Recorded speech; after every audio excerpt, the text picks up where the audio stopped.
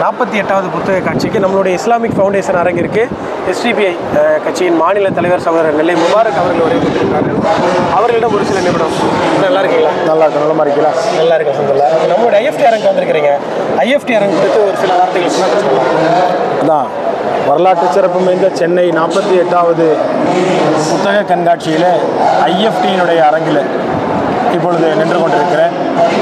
பொதுவாக தமிழ் உலகத்திற்கு இஸ்லாத்தை மட்டுமல்லாது இஸ்லாம் கூறுகிற ஒழுக்க மாண்புகள், அதுபோல் இஸ்லாம் சமூகத்தினுடைய இலக்குகள் போன்ற பல்வேறு தரப்பட்ட செய்திகளை இந்த தமிழ் உலகத்திற்கு அறிமுகப்படுத்துவதிலே ஐஎஃப்டி உண்மையிலேயே அதனுடைய பணிகள் என்பது அளப்பரியது.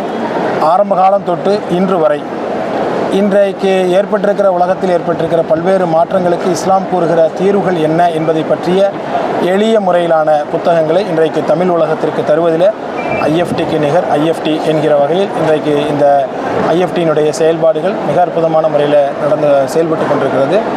இன்னும் இப்பொழுது காலத்திற்கேற்ற சவால்களை சமாளிக்கிற விதமாக இஸ்லாத்தினுடைய செய்தியை, தூது செய்தியை உலகத்திற்கு எடுத்து செல்கிற பணிகளை இன்னும் வேகமாக வீரியமாக ஐஎஃப்டி செய்ய வேண்டும் என்பதே என்னுடைய துவா.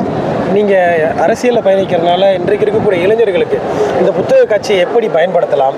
இன்றைக்கி இருக்கக்கூடிய சூழ்நிலை வாசிப்பு பயிற்சி குறைஞ்சிட்டு வருதுன்னு சொல்கிறாங்க. அது குறிப்பாக இஸ்லாமிய சமுதாயம் ரொம்ப பின்தங்கி இருக்கிறாங்க. அவர்களுக்கு ஊக்கமூட்டுற மாதிரி ஏதாவது சில விஷயங்கள் சொன்னால் என்ன சொல்லுவீங்க? நிச்சயமாக தமிழ் சமூகத்தை பொறுத்தவரை 1% தான் தமிழ் சமூகத்துடைய வாசிப்பு பழக்கம் இருக்கிறது என்ற புள்ளி விவரங்கள் சொல்வது உண்மையிலே ஒரு பெரிய கவலை அளிக்கிற விஷயம். இன்னும் சொல்வதாக இருந்தால் வருகிற இளைய தலைமுறையை பொறுத்தவரை அல்லது அதுபோல் மாணவர் தலைமுறையை பொறுத்தவரை அவர்கள் அதிகமாக காணொளி பதிவுகளை பார்க்கிறார்கள். அதுபோல் மொபைல் ஃபோனோடு அவர்கள் தங்களுடைய நேரங்களை கழித்து கொண்டிருக்கிறார்கள். இதிலிருந்து மருத்துவர்கள் சொல்லுவது, அதாவது புத்தக வாசிப்பு பழக்கம் என்பது மட்டுமே ஞாபகத்திறனை அதிகப்படுத்தும்.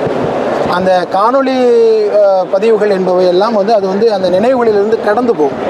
அது நினைவில்லா தன்மையை, நினைவினுடைய அந்த ஞாபக சக்தியை குறைப்பதிலே அதற்கு மிக முக்கிய பங்கு உண்டு என்பதாக சொல்லுகிறார்கள். அந்த வகையில் புத்தகங்கள் என்பவை மட்டுமே எப்பொழுதும் நமக்கு ஒரு மிகப்பெரிய ஒரு சப்போர்ட்டாக நமக்கு இருக்கும். அந்த வகையில் இங்கே இந்த புத்தக கண்காட்சியில் காணப்படுகிற இந்த புத்தகங்களை வாங்கி படிப்பதும், அதை பற்றியே சிந்தித்து கொண்டிருப்பதும், செயலாற்றுவதும் என்பது இன்றைக்கு காலத்தினுடைய கட்டாயமாக இருக்கிறது. இன்றைக்கி ஒரு சவாலான உலகத்தில் இன்றைக்கி நம்ம வாழ்ந்துட்டுருக்கோம்.